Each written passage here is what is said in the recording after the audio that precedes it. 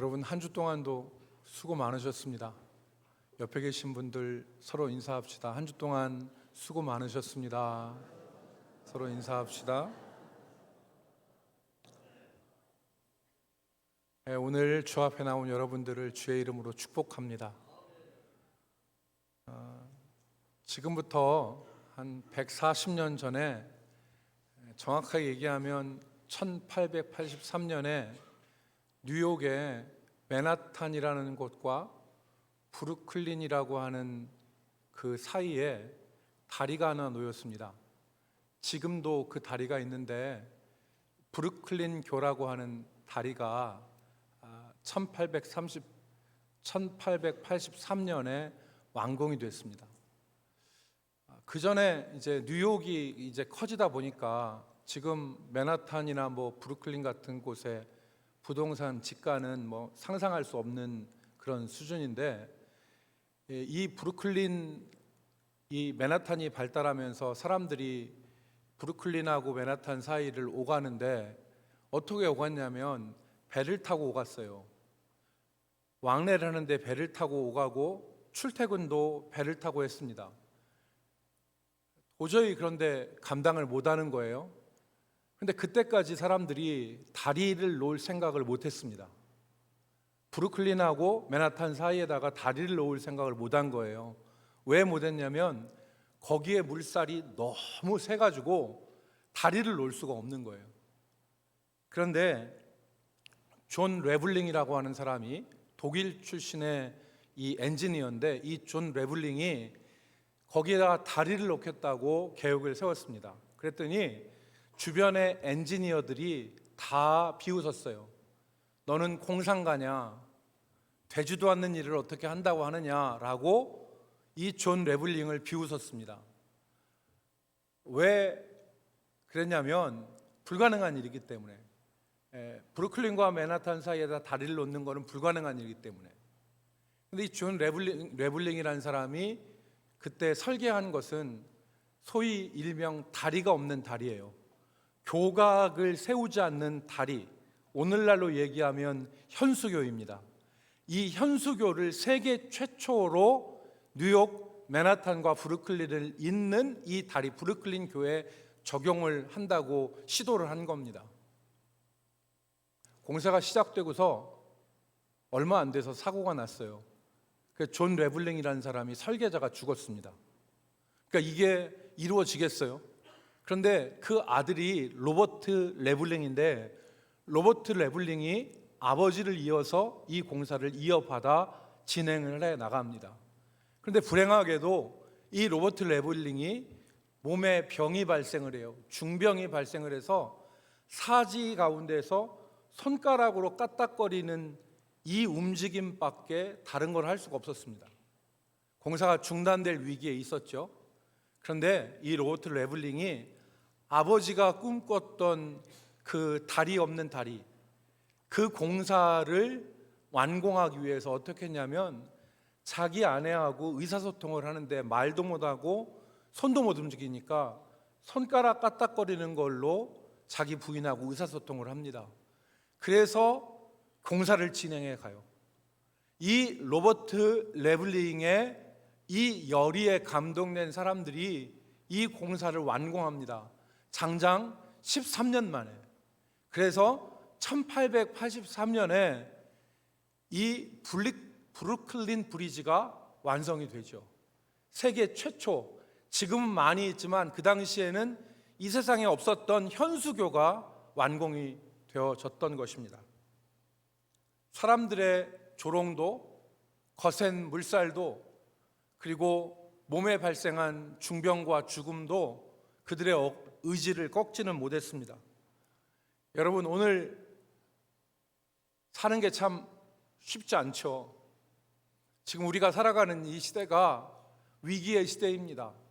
어떤 분야, 어떤 사람도 녹록한 삶을 사는 사람이 한 사람도 없습니다.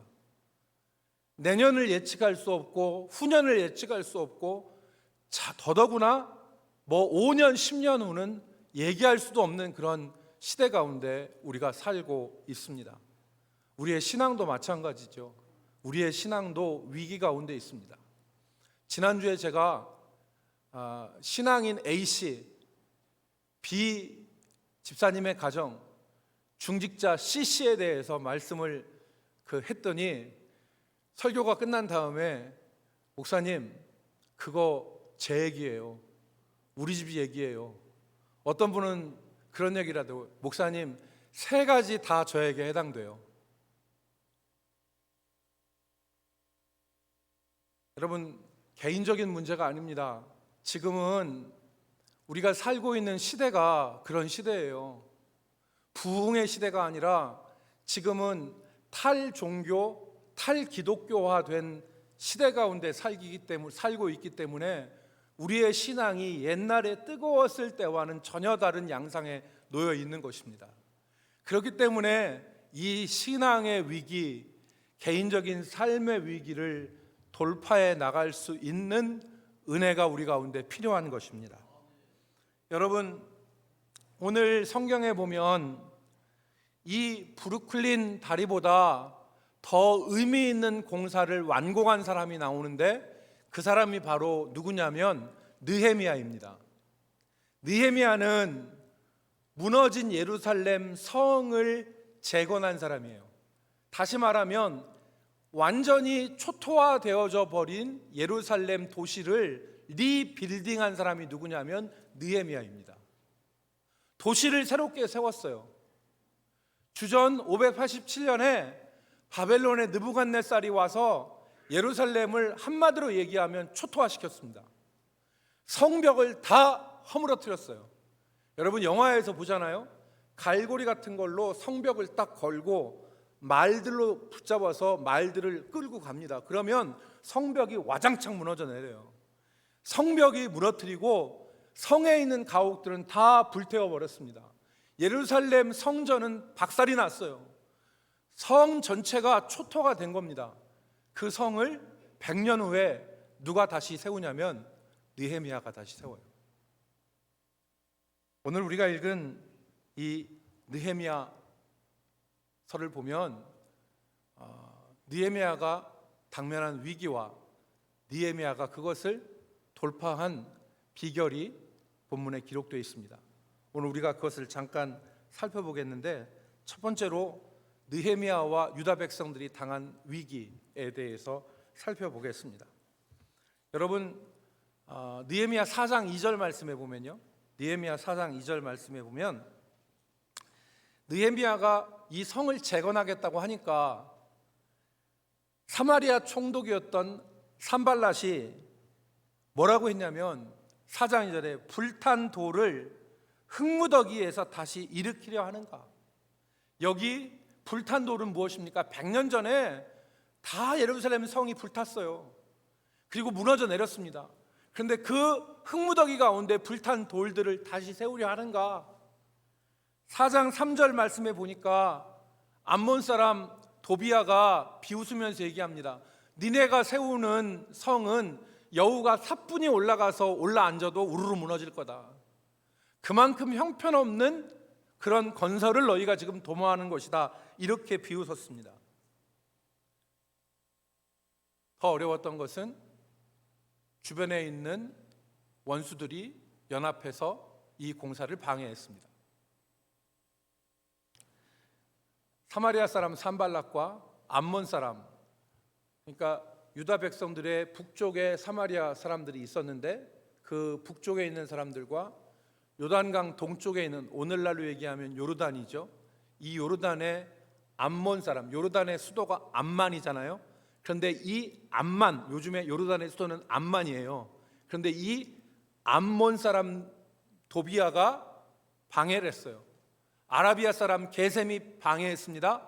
그리고 아스돗이라고 하는 도시가 나오는데, 이 아스돗은 저 서편 해변에 있는 옛날의 블레셋 지역이에요. 이들이 연합해서 지금 방해를 하는 것입니다. 그래서 여러분 4장 7절과 8절 말씀에 보면 이렇게 기록되어 있습니다. 산발랏과 도비야와 아라비아 사람들과 암몬 사람들과 아스돗 사람들이 예루살렘 성이 중수되어 그 허물어진 틈이 메꾸어져 간다함을 듣고 심히 분노하여 8절 말씀에 보면 다 함께 꾀하기를 예루살렘으로 가서 치고 그곳을 요란하게 하자 하기로, 원수들이 연합해서 이 성전 공사를, 성벽 공사를 방해한 것입니다. 11절 말씀에 보면 더 심각한 방해가 나오죠. 11절 말씀에 보면 우리의 원수들은 이르기를 그들이 알지 못하고 보지 못하는 사이에 우리가 그들 가운데 달려 들어가서 살육하여 역사를 그치게 하리라. 가서 죽이자. 그래서 이 공사가 중단되게 하자. 지금 첫 번째 위기는 원수들의 방해와 위협이었습니다. 그러니까 이 방해와 위협 때문에 느헤미야 예루살렘 백성들이 어떡합니까? 한 손에는 병기를 들고 한 손에는 연장을 들고 아침에 새벽부터 저녁에 별이 뜰 때까지 보초 서고 갑옷 입고 이렇게 하지 않았습니까? 그러니까 상황이 심각한 거죠. 두 번째 위기는 백성들의 불안이었어요. 여러분, 원수들은 이렇게 방해했지만 10절 말씀에 보면 느헤미야의 백성들, 유다 백성들이 한 말이 기록되어져 있거든요. 유다 사람들은 이르기를, 10절에 유다 사람들은 이르기를 흙무더기가 아직도 많거늘 짐을 나르는 자의 힘이 빠졌으니 우리가 성을 건축하지 못하리라. 누가 한 말이라고요? 예루살렘 사람들이 한 말이에요. 히브리 원문에 보면 이게 노래 형식으로 표현되어 있어요.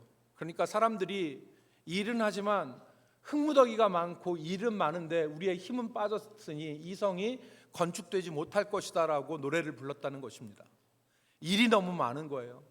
세 번째는 백성들 사이에 존재했던 패배감입니다. 이 성벽 공사, 에스라와 느헤미야를 주의 깊게 읽은 분들은 의문점 하나를 발견하거든요.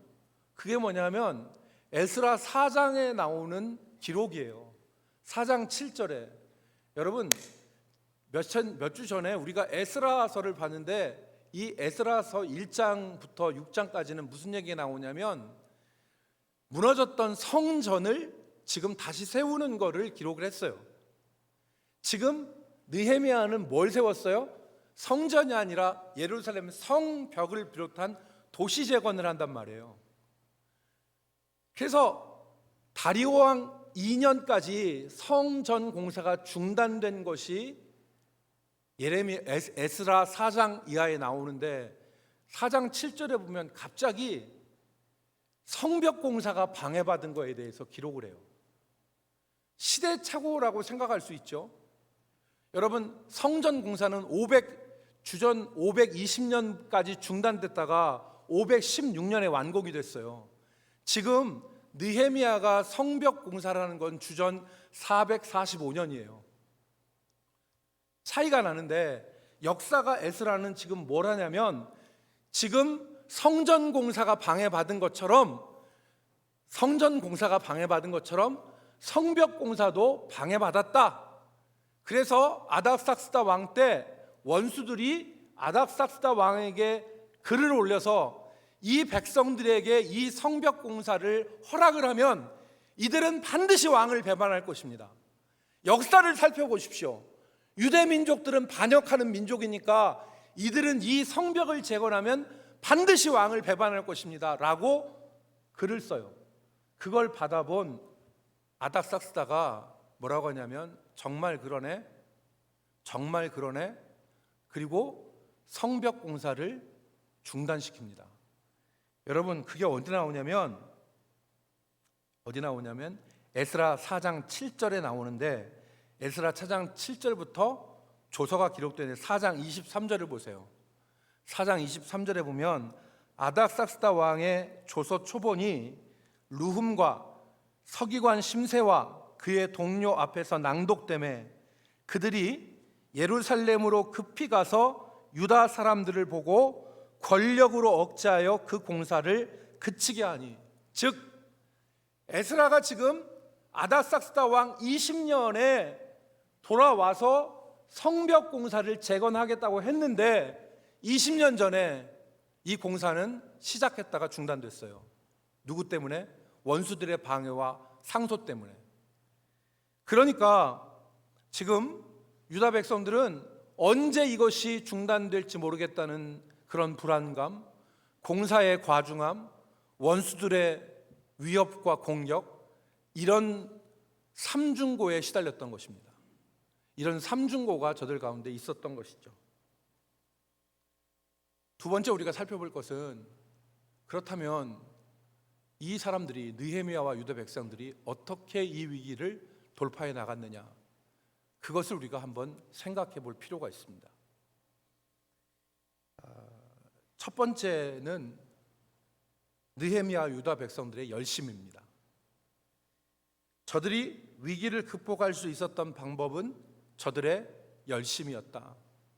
오늘 4장 15절부터 23절에 있는 모든 말씀이 대부분 다 뭐냐면 유다 백성들과 느헤미야가 열심을 내었다. 한 손에는 무기를 들고 한 손에는 연장을 들고 성벽 공사를 했던 것입니다. 잠을 잘 때도 갑옷을 벗지 않았습니다. 물을 뜨러 갈 때도 손에서 병기를 놓지 않았습니다. 새벽부터 별이 뜰 때까지 창을 들고 보초 서고, 절반은 일하고 절반은 보초 서고 하는 이런 열심들을 진행을 했습니다. 그 위기를 극복하기 위해 분투한 하나님의 사람들의 열심을 성경이 기록하고 있습니다. 여러분, 불광불급이라는 말이 있습니다. 불광불급, 아니 불자를 쓰고 미칠 광자를 씁니다. 그리고 이를 급자를 씁니다. 그래서 불광불급, 미치지 아니하면 이르지 못한다라는 말입니다. 미치지 않으면 이르지 못한다. 어디에 미치거나, 그러니까 어디에 몰두하지 않으면, 평상시 하는 대로, 그 다음에 한가한 방법으로 대충대충 하는 그 모습으로는 결코 어디에도 이룰 수 없다는 말이 불광불급입니다. 위기는 남들이 하는 것 다 하고 남들이 쉬는 것 다 쉬면서 위기는 극복될 수 없습니다. 희생이 따라야죠.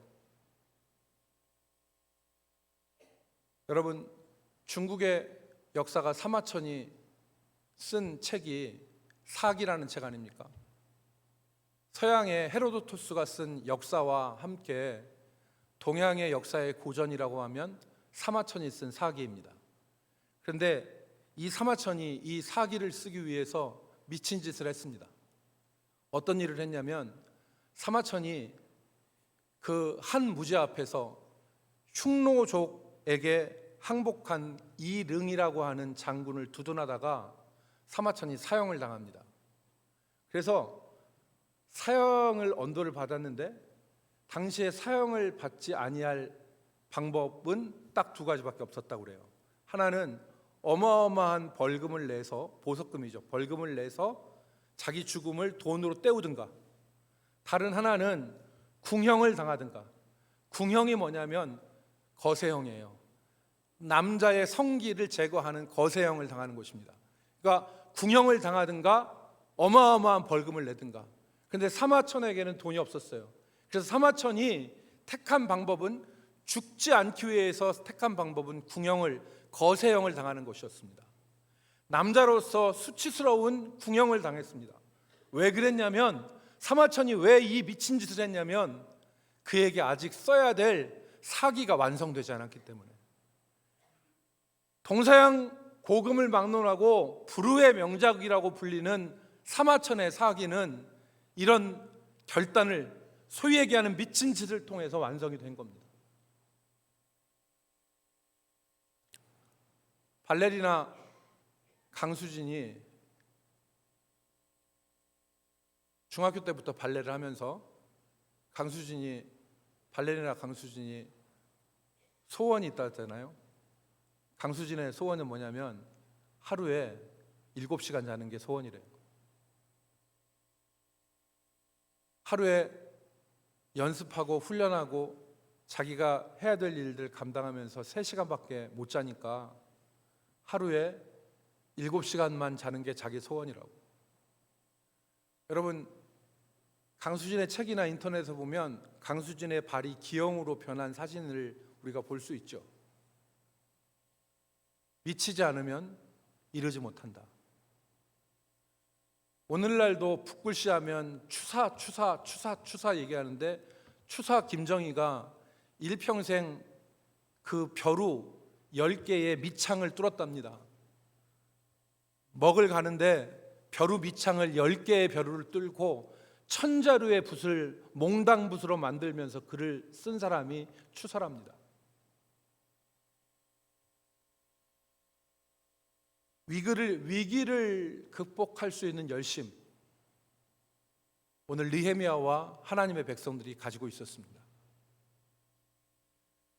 오늘 우리가 죄를 이기고 하나님의 뜻대로 살아보고 믿음의 모습들로 살아가길 원한다고 하면, 여러분, 우리가 결단할 부분이 있습니다.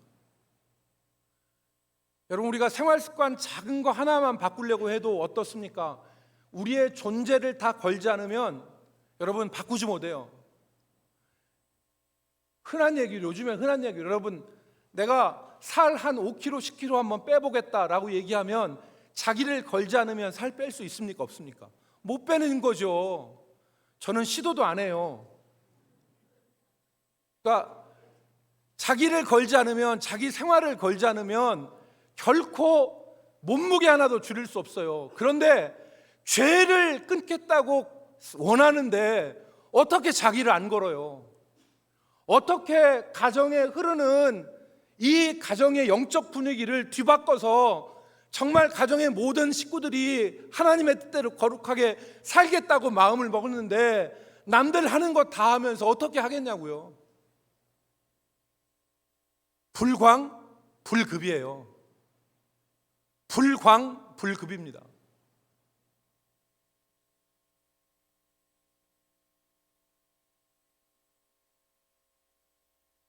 두 번째로, 오늘 느헤미야와 이스라엘 백성들이 이 위기를 극복한 것은 하나님이 주신 지혜입니다.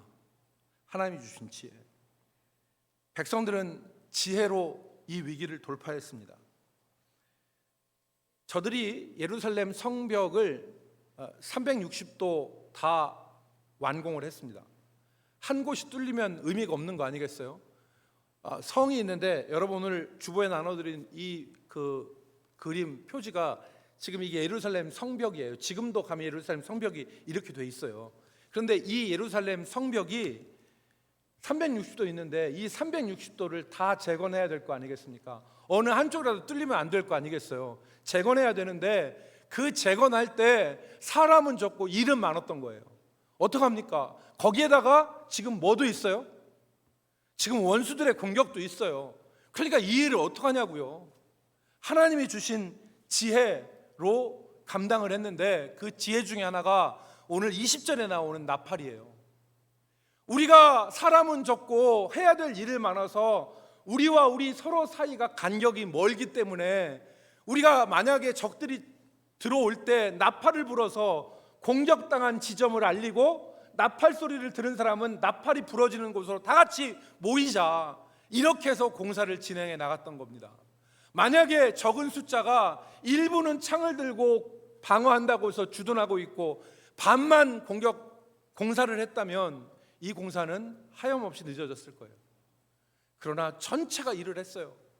그리고 전체가 일을 하면서 공격당하면 나팔을 불자. 여러분, 유대인 역사가 요세푸스라고 하는 사람이 있는데, 요세푸스의 유대 고대사에 이 느헤미야의 성벽을 짓는 이야기가 기록되어 있어요. 그걸 읽어봤더니 이때 당시의 상황을 좀 더 얘기를 하더라고요. 근데 요세푸스가 얘기한 건 뭐냐면, 사람들이 이쪽에서부터 저쪽까지의 걸음이 떨어진 거리가 500보래요. 500보 간격으로 뛰었답니다. 500보 띄우고, 그럼 이쪽 편은 몇 보 뛰었을까요? 역시 500보 뛰었겠죠. 그러니까 500보, 500보, 양쪽으로는 1000보 정도의 거리가 떨어진 거예요.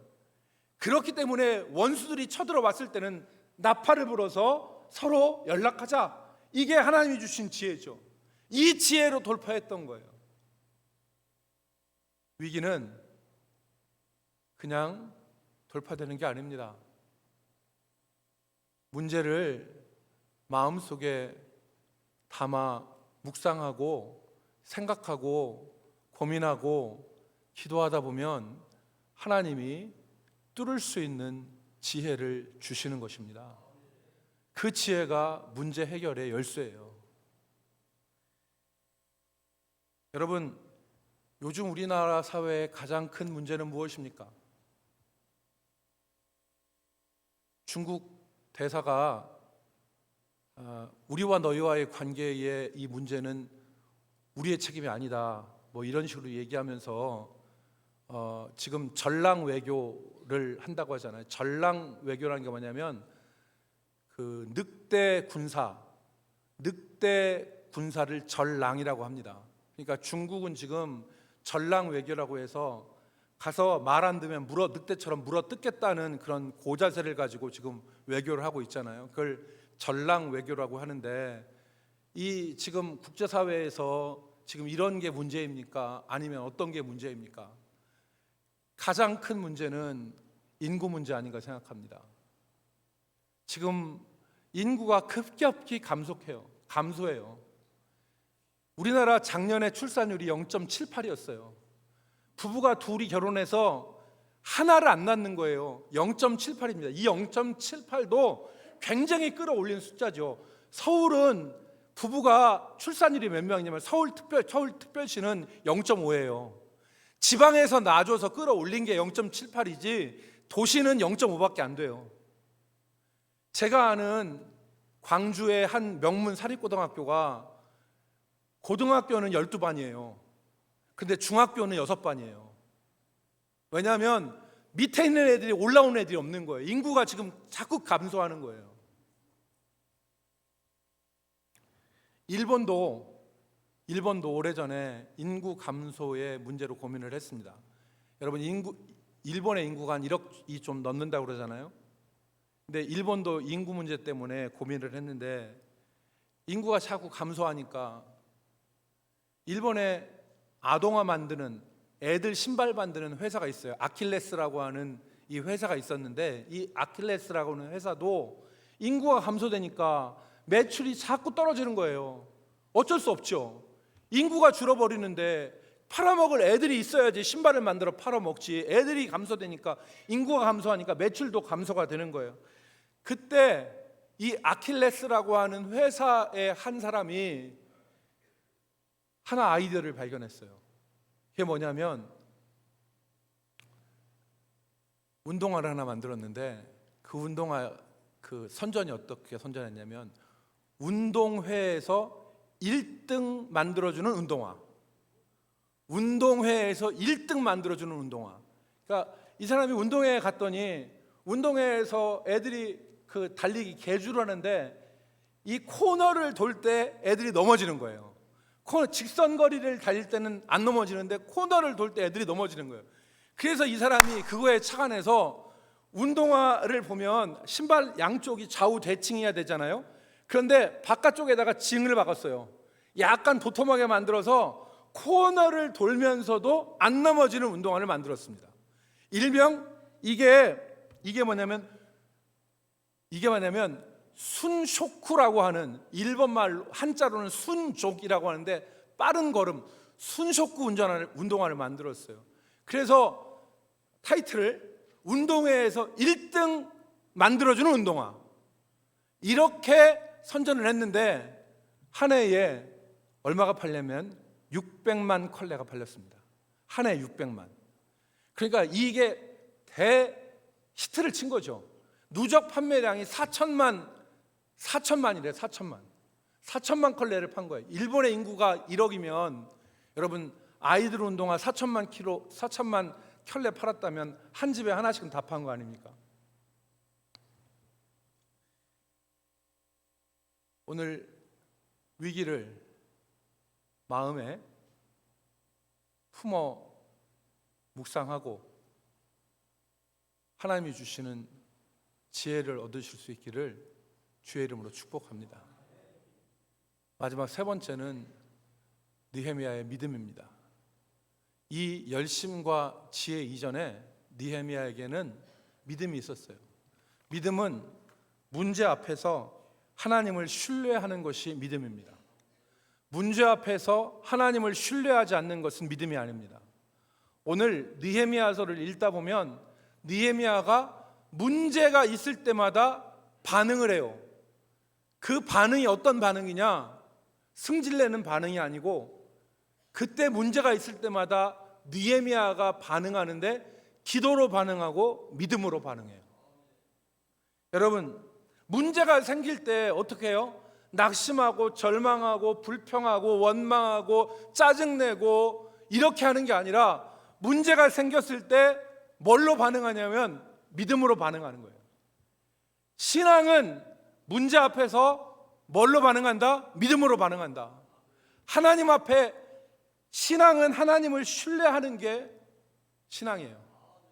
여러분, 오늘 본문 4장 8절로 9절 말씀을 보세요. 4장 8절로 9절 말씀에 보면 원수들이 다 함께 꾀하기를 예루살렘으로 가서 치고 그곳을 요란하게 하자 하기로, 원수들이 한 말이죠. 하자 하기로 9절 우리가 우리 하나님께 기도하며 그들로 말미암아 파수꾼을 두어 주야로 방비하는데, 원수들이 공격할 것을 들었어요. 여기에 대한 반응이 뭐였습니까? 느헤미야는 기도로 반응했어요. 4장 3절로 5절 말씀 보겠습니다. 4장 3절로 5절 말씀을 보면 아까 말씀드린 대로 암몬 사람 도비아는 곁에 있다가 이르되 그들이 건축하는 돌 성벽은 여우가 올라가도 곧 무너지리라 하더라. 이렇게 비아냥거리고 조롱했는데 느헤미야의 반응이 나오죠. 4절 우리 하나님이요 들으시옵소서. 우리가 업신여김을 당하나이다. 느헤미야의 반응은 하나님에 대한 믿음의 반응으로 나타나는 거예요. 느헤미야를 1장부터 끝장까지 읽어보십시오. 공통적으로 발견될 수 있는 것은 상황이 발생하면 느헤미야는 기도로 반응하고 믿음으로 반응합니다. 상황이 터졌을 때 느헤미야가 뭘로 반응하느냐가 느헤미야의 하나의 독서 포인트라고 말씀드릴 수 있는 겁니다. 오늘 사랑하는 성도 여러분, 우리는 위기의 시대에 살고 있습니다. 신앙의 위기, 교회의 위기, 개인적인 삶의 위기 가운데 있죠. 거센 세속화의 물결이 우리를 힘들게 하고 교회의 가정에 그리고 우리의 삶에 밀어 닥치고 있습니다. 한국 사회가 탈종교, 탈기독교화 되어 있기 때문에 자칫 잘못하면 우리는 처음 신앙을 잃어버리고 살았다는 이름은 가지고 있으나 실상은 죽은 자로서 살아가기 쉽습니다. 이때 우리가 우리의 신앙을 지켜야 됩니다. 이때 우리가 이 신앙의 위기를 돌파해야 되는 것입니다. 교회는 함께 미래를 준비해야 됩니다. 여러분, 지금 우리가 이 모습대로 가면 5년 안에 교회가 반토막 날 수도 있습니다. 왜냐하면 지금 시대가 그렇기 때문에 그렇습니다. 서울에 있는 제 동기들 가운데 지금 교회마다 합병이 일어나는 교회들이 있어요. 한 교회는 잘 되고 다른 교회는 안 되는 거예요. 그래서 성도들이 줄어들고 목회자 사례 못 드리고 계속해서 안 좋게 되어지면 방법은 그거밖에 없는 거예요. 이 교회의 자산을 매각해서 목회자들 퇴직금 드리고 빚 청산하고, 그리고 이 교회에 있는 성도들은 어디로 가냐면 잘 되는 교회로 가는 거예요. 이게 기업에서는 M&A라고 그렇게 부르죠. 그런데 교회가 이렇게 되는 날이 멀지 않았습니다. 오늘 우리가 열심을 내서 신앙생활 지켜야 되고 신앙의 허리띠를 졸라매야 됩니다. 신앙의 기본을 다시 새롭게 해야 됩니다. 어린아이와 같이 낮아져서 자기 신앙을 지키지 않으면 해봤어, 알아, 옛날에 나도 그거 다 했어, 이런 식으로 신앙을 유지하다 보면 그 신앙 세우기 어렵습니다.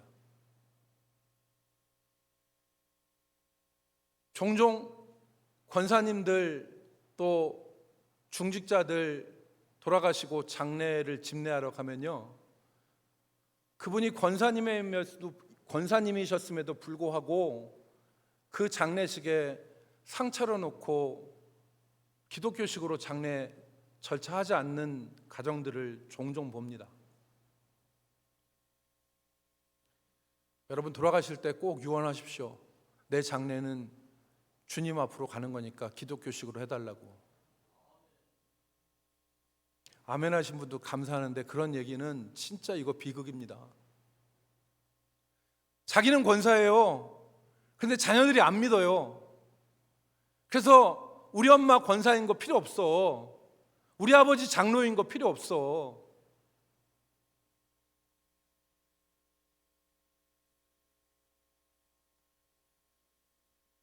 여러분, 우리가 열심을 내야 됩니다. 특별히 교회가 이제 10주 동안 가정 예배 회복을 위해서 같이 기도하고 나갈 텐데, 정말 가정에서 예배가 드려질 수 있도록, 그래서 이게 심각한 예배가 아니라 여러분들 그 주보에 보면 가정 예배 어떻게 드리는지 나와 있는데 아주 간단합니다. 그냥 가족들끼리 모여서, 없으면 본인 혼자라도 우리가 있는 성경 읽기에 맞춰서 성경 읽고, 특별히 그 카톡 같은 거 하실 수 있는 분들은 교회에서 제공한 링크를 들어가시면 그날 읽을 말씀이 드라마틱하게 읽혀져요. 그래서 식구들이 그 드라마 성경 읽은 다음에 같이 느낀 점 얘기하고 같이 기도하면 끝나는 거예요. 아이들도 누구나 다 할 수 있습니다. 혼자 된 가정도 할 수 있습니다. 그래서 카톡 하실 수 있는 분들은 교회에서 보내주는 링크에 들어오면 단체 카톡방이 있고, 그 단체 카톡방에 그날 읽을 성경 구절, 또 그날 읽을 성경의 배경, 이런 것들이 다 제공이 돼요. 그래서 경건으로 자신을 세워야 됩니다. 제가 지난주에 우리 교회 권사님 한 분을 만났는데요, 그 권사님이 나이가 90이 가까운 분이에요. 근데 이분이 90 가까운 권사님이 세상에 본인 얘기하는 말로 나 문교부는 짧아요. 그분이 그렇게 얘기해. 나 문교부가 짧아서 한이다. 그런데 그분이 하시는 얘기가 자기가 5시면, 새벽 5시면 어김없이 일어난다는 거예요, 집에서. 그래서 자기 앞에 상 하나 펴놓고 성경책 펴놓고 하나님 앞에 2시간 동안 기도하고 예배하는데 날마다 그렇게 한다는 거예요. 그분이 왜 제가 그걸 높이 사냐면, 그렇게 하고서 생활이 엉망진창이면 제가 얘기를 하잖아요. 이분이 늘 입에 다른 얘기가 감사해요. 하나님이 이 부족한 것 버리지 않으신 것 감사, 하나님이 나와 함께 해주신 것 감사, 그리고 하나님이 이사를 보내도 어디를 가도 교회에 버스 타고 올 수 있는 곳에다가 나를 이사시켜 주심을 감사. 이런 부분들을 이야기하면서 살아가는데, 저분의 신앙의 발전소가 하나님 앞에 새벽에 쌓는 저 새벽 제단이구나. 여러분, 일본의 물고기 중에, 잉어 관상이 중에 고이라고 하는 물고기가 있는데, 이 고이라고 하는 물고기는 작은 어항에 갖다 놓으면 7 내지 8cm 정도 자란다고 합니다. 그런데 수족관에다가 고이라고 하는 물고기를 갖다 놓으면 25cm로 큰다는 거예요. 근데 이 고이를 하천에다 풀어놓으면 1m까지 자란대요. 우리의 믿음을 어디에 담느냐가 중요한 것입니다. 여러분, 그냥 그저 그런 대로 신앙생활 하지 말고 우리의 믿음을 키우고 열심을 내고 하나님이 주신 지혜를 가지고서 신앙의 위기를 돌파해 갈 수 있기를 주의 이름으로 축복합니다. 거룩하신 하나님, 우리가 당면한 신앙의 위기, 또 삶의 위기, 인생의 위기를 주께서 아시온데 주님, 이 위기를 돌파할 수 있는 열심과 지혜를 우리에게 허락하여 주시옵시고 문제 앞에서 하나님을 인정하는 믿음으로 우리가 살아가게 하여 주시옵소서. 그래서 우리가 새로운 신앙의 은혜를 경험하며 우리의 믿음이 더욱더 강건해지는 귀한 은혜를 덧입게 하여 주옵소서. 예수님의 이름으로 기도 올리옵나이다.